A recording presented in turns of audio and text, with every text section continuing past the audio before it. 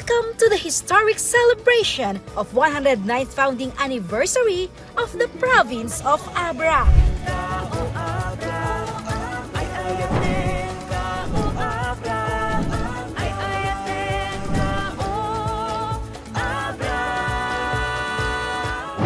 Kawayan Festival ti representasyon ti natibker a kultura, tradisyon ken simbolo ti nabaknang atawid iti probinsya nga Abra. Itang nga aldaw, indaolwan ni Governor Takit Bersamin to opisyal a panaglukat ti selebrasyon ti Kawayan Festival 2026, babaen iti panakalukat ti Abra Village, partwat ti Abra ken Food Bazaar.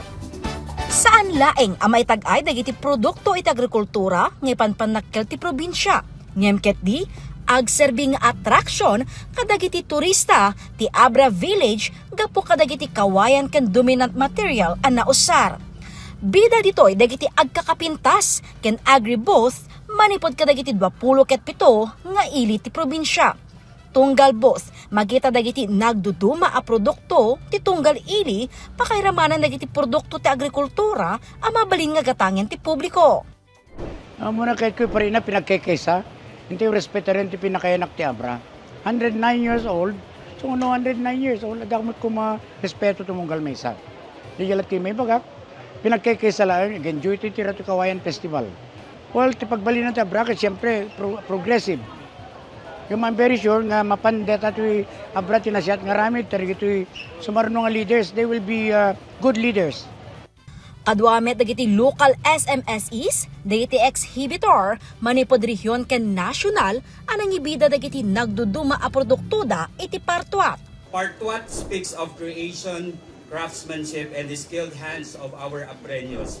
In Partuat, we celebrate not only products on display, but the stories, traditions, and livelihoods behind them. Stories and traditions that contribute directly to inclusive economic growth, job generation, and poverty reduction.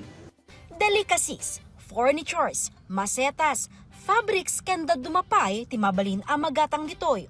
Naduma-dumamet a makan ken refreshments ti tagilako dagiti vendors iti food alley. Kagiddan ti kick-off ceremony na yuswat pa iti panagpirma ti Pledge of Commitment, Dedication to Peace and Progress iti nagbayatan ti gobyerno probinsyal, AFP, PNP ken DILG. Babaen iti sanggunyan panlalawigan Resolution No. 215 na ideklara ti Abra kas insurgency-free province.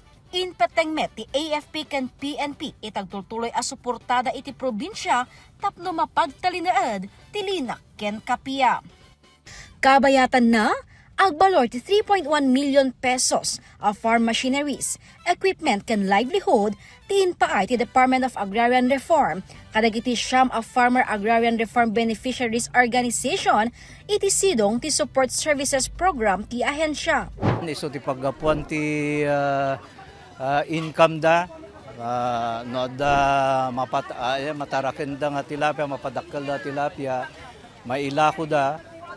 Kaya paglakuan iso pagbibingayan na gito nga membros nga agtarakan iti PISPAL.